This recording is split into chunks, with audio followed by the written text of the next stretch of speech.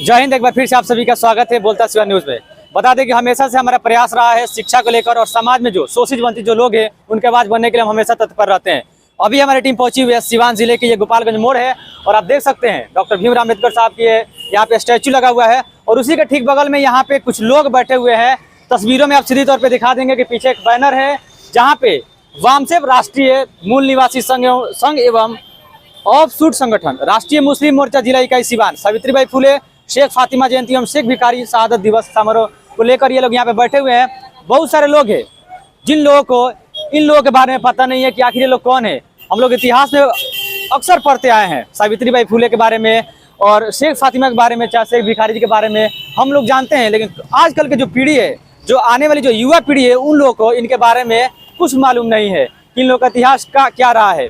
हालांकि आपको बता दें कि वही सावित्रीबाई है जिन्होंने शिक्षा को लेकर पहला कदम उठाया था और उनके साथ कदम से कदम मिलाने के लिए इन लोगों ने उनका साथ दिया था, ताकि आज जितने भी महिलाएं हैं जो आजकल शिक्षित हो रही है, कहीं ना कहीं इनका अहम भूमिका रहा है। इसी को उपलक्ष्य में तमाम जो लोग यहाँ पे बैठे हुए हैं एक बेहतर कार्य कर रहे हैं समाज की उन्नति और उत्थान के लिए। हम इनके हमारे चैनल की तरफ से इनका भी हम धन्यवाद करेंगे इस तरह की। तो अभी आप देख सकते हैं हमारी टीम पहुंची हुई है सिवान जिले गोपालगंज मोड़ पे, जहाँ पे भारत मुक्ति मोर्चा के तहत यहाँ पे कुछ लोग बैठे हुए हैं। आइए सबसे पहले इसके बारे में जानते हैं, ये क्या है सर, भारत मुक्ति मोर्चा क्या है? जी, आप बैनर जो देख रहे हैं ये वामसेव मूल निवासी संघ प्लस राष्ट्रीय मुस्लिम मोर्चा और एक और बैनर लगा हुआ है भारत मुक्ति मोर्चा। ये सामाजिक संगठन है, समाज में जागृति का कार्य करते हैं। आज के डेट में जो हम यहाँ बैठे हुए हैं, दो मुद्दे पर बैठे हुए हैं। पहला हमारा राष्ट्रमाता सावित्रीबाई फुले की जयंती समारोह है, शेख फातिमा की जयंती समारोह है और शेख भिखारी अंसारी की शहादत दिवस है। इसके उपलक्ष्य में बैठे हुए हैं। हालांकि तीनों 3 डेट में है। सावित्रीबाई फुले की 3 जनवरी को था, शेख फातिमा को की आप देख रहे हैं 9 जनवरी को है और शेख भिखारी अंसारी की शहादत दिवस जो है 8 जनवरी है। तो ये कंबाइंड हम लोग किए हुए हैं और इनके जीवन पर आज प्रकाश डालने के लिए हम लोग बैठे हुए हैं। दूसरा मुद्दा हमारा ईवीएम का मुद्दा है। जो बैनर देख रहे हैं आप, भारत मुक्ति मोर्चा ईवीएम का विरोध कर रहे हैं आप? ईवीएम का हम लोग विरोध कर रहे हैं और ये 4 चरणों में हम लोग विरोध कर रहे हैं। पहले चरण 5 जनवरी को हम लोग डीएम को ज्ञापन दिया है कि ईवीएम से हमारे लोकतंत्र पर प्रहार किया जा रहा है, हमारे वोटों की चोरी करी जा रही है, बैलेट पेपर से वोट किया जाए। दूसरा चरण हम लोगों का 10 जनवरी को है, डीएम कार्यालय पर हम लोग धरने पर बैठेंगे। और तीसरा जिले में हम लोग रोड शो करेंगे, रैली निकालेंगे और चौथे चरण में हम लोग दिल्ली जाएंगे और चुनाव आयोग के घेराव करेंगे। हर हाल में हम लोगों को ईवीएम मुक्त भारत बनाना। अच्छा, देखा जा रहा है ईवीएम मुक्त की आप बातें कर रहे हैं, तो कई आदमी को ईवीएम की नाराजगी तो है और न्यूज में भी देखा गया क्या कि लाइव ईवीएम को हैक करके बताया गया कि लाइव में भी दिखाया गया कि ईवीएम हैक हो सकता है। उसके बावजूद भी सरकार ये बात क्यों नहीं मान रही है, मनमानी कर रही है, क्यों? जी, सरकार जो है मनमानी कर रही है। ये सरकार जान रही है कि हम वोट से नहीं जीत सकते, बैलेट पेपर से नहीं जीत सकते, तो छल के द्वारा ही हम जीत सकते हैं। और ईवीएम में छल करने का पूरा खुला छूट है, छल किया जा सकता है। ये एक लंबी इतिहास है, ये नहीं कि ईवीएम के साथ ही ये सरकार बनी हुई है। जब भारत स्वतंत्र हुआ तो हमारे बहुजन समाज के लोगों को बूथ पर नहीं जाने दिया जाता था। ये कह दिया जाता था कि भाई आपका वोट हो गया है, आप अपने खेत बाड़ी में काम कीजिए, आपका वोट पड़ गया। लेकिन जब हमारे लोगों ने वोट का मर्तबा समझा, वोट की वैल्यू समझा, तो कहा कि नहीं, हम अपना वोट अपने हाथों से देंगे। तब उनके साथ लाठी का प्रयोग किया गया, लाठी मारा गया, डर से लोग जो है अपना वोट नहीं दिए। लेकिन उसके बाद भी बहुजन समाज के लोग कहे कि अब हम भी लाठी लेकर के अपना वोट देंगे, है ना, बम के सामने भी हम अपना वोट देंगे। तब उनको पैसे की लालच दिया गया, पैसे की लालच दिया गया, पैसे से वोट की खरीद बिक्री हुई। उसके बाद हमारे लोगों ने कहा कि हम अपनी वोटों को बेचेंगे नहीं। तब ये सरकार जो है, ये उच्च नीच की मानसिकता रखने वाले लोग भारत के बहुजनों को शोषित और शोषण करने वाले लोग कहे कि अब जो है हमें वोटर खरीदने के बजाय इंजीनियर खरीद लिया जाए। इंजीनियर को खरीद लिया वोटिंग मशीन को हैक करने के लिए, और ये सरकार चल रही है। इसलिए हम लोग चाहते हैं कि अगर भारत में अच्छा लोकतंत्र लाना है, सही कैंडिडेट चुन करके लाना है, तो बैलेट पेपर को लाना होगा। जिस देश में ईवीएम बना था, एक सेकंड, जिस देश में ईवीएम का शुरुआत हुआ था उस देश में ईवीएम पर बैन है, और उसके बावजूद भी आज भारत सरकार इसको मतलब चला रही है।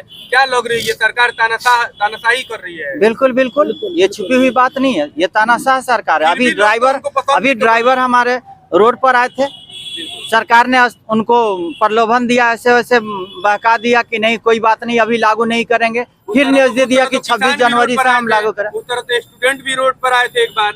एक बात जान लिया जाए कि किसान एक जगह पर बैठे हुए थे, देश प्रभावित नहीं हो रहा था, लेकिन ड्राइवर जिस दिन रोड पर गाड़ी खड़ा कर देगा पूरा देश प्रभावित होगा।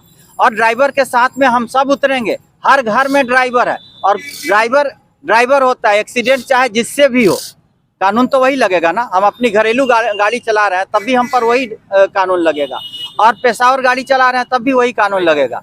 तो ये हम सबको विरोध करने की आवश्यकता है। इस पर कोई जानबूझ के एक्सीडेंट नहीं करता। क्या लग रहा है कि इस तरह से बैठने से, घेराव करने से आपकी बातों को सुनी जाएगी? आप लोग ऐसे ही सुनी जाती है और सुनी जाएगी। जिस दिन हम और आप जागरूक होंगे, आप जागरूक हैं, मीडिया के माध्यम से जन जन तक अपनी बात को पहुंचा रहे हैं। हम लोग चाह रहे हैं कि जन जन तक की ये बात पहुंचे कि ये सरकार जो है जनता के हित में कानून नहीं लाती है, जनता को गुमराह करके बताती है कि तुम्हारे हित में है। अच्छा देखिए, मोदी जी को आप जिस तरह ये बता रहे हैं एक तरफ से तानाशाही, लेकिन मोदी को कितना लोग पसंद भी करते हैं। 3-4 राज्य में चुनाव भी हुआ, उनका जीत भी हो रहा है, उनका लोग पसंद कर रहे हैं। मोदी जी को लोग पसंद नहीं करते हैं, मोदी जी को लोग पसंद नहीं करते हैं। कितने % मोदी जी के साथ है? उनकी वोट 35 से लेकर के 37-38% पर वो सरकार चला रहे हैं, और ये भी 37-38% वोट चोरी की है, ईवीएम के माध्यम की है। तो लोग कहाँ पसंद किया? उनको तो ईवीएम ने पसंद किया है ना। वो ईवीएम के जो है प्रधानमंत्री ये जो अभी मोर्चा जो आप लोग कर रहे हैं, और जैसे कि सावित्रीबाई फुले और शेख फातिमा और जैसे कि शेख भिखारी जी का, इनके बारे में प्रकाश डालेंगे आप? जी, भारत की पहली महिला शिक्षिका जिन्होंने नारी शिक्षा के लिए अलग जगाया, और उस समय जबकि नारियों को शिक्षा से ही नहीं समाज से भी वंचित रखा गया था, उस समय मुख्य धारा से जोड़ने के लिए माता सावित्रीबाई फुले ने है ना नारियों को जागरूक किया, और नारियों के लिए प्रथम स्कूल खोला, और उनको साथ सहयोग जो उनके ससुर ने निकाल दिया। उस समय की व्यवस्था के हिसाब से उनके ससुर ने कहा कि तुम समाज की व्यवस्था से अलग काम कर रही हो, तुम घर से निकलो। कोई जब सहारा नहीं दिया तो शेख उस्मान ने सहारा दिया, और उनकी बहन शेख फातिमा ने इनके साथ कंधे से कंधे मिला करके नारी शिक्षा के लिए काम किया। इसलिए हम लोग तो चाहते हैं कि 5 सितंबर के बजाय 3 जनवरी को शिक्षक दिवस मनाया जाए, क्योंकि भारत की पहली महिला शिक्षिका है सावित्रीबाई फुले। इनके जन्मदिन पर शिक्षक दिवस मनाया जाए। और शेख उस्मान ने, क्योंकि आज हम लोग सावित्रीबाई फुले जी का ये दिवस मना रहे हैं, और आप ये जानते हैं कि शिक्षा हम सबों के लिए कितनी ज़रूरी चीज़ है, कितना अहमियत है। और शिक्षा अगर है तो तमाम बाधाओं को हम पार कर सकते हैं। इसलिए इन्होंने शिक्षा के अलग को जगाने का काम किया। तमाम और परेशानियों में रहते हुए भी शिक्षा के क्षेत्र में अग्रणी काम इन्होंने किया, और भारतवर्ष के पृष्ठभूमि पर इन्होंने स्त्रियों के लिए स्कूल खोलने का काम अगर पहली बार हुआ तो वो इन्होंने ही किया। ये तमाम बातें इनसे, तो शिक्षा एक अमूल वस्त्र है हम सबों के लिए, जिससे हम जानवर और इंसान में फ़र्क पैदा कर सकते हैं। जी, इतना बड़ा नाम है शेख फातिमा, सावित्रीबाई फुले, जिनके बारे में अक्सर सुना जाता है कि एक मतलब एजुकेशन के क्षेत्र में इन्होंने एक क्रांति लाया, इन्होंने ही शुरुआत की है। तो इनकी जो शहादत दिवस जो भी मनाई जाती है, क्या इसी पैमाने पर होनी चाहिए, किसी एक ही बड़े स्तर पर? नहीं, ये तो अंतर्राष्ट्रीय होनी चाहिए, ये तो अंतर्राष्ट्रीय होनी चाहिए।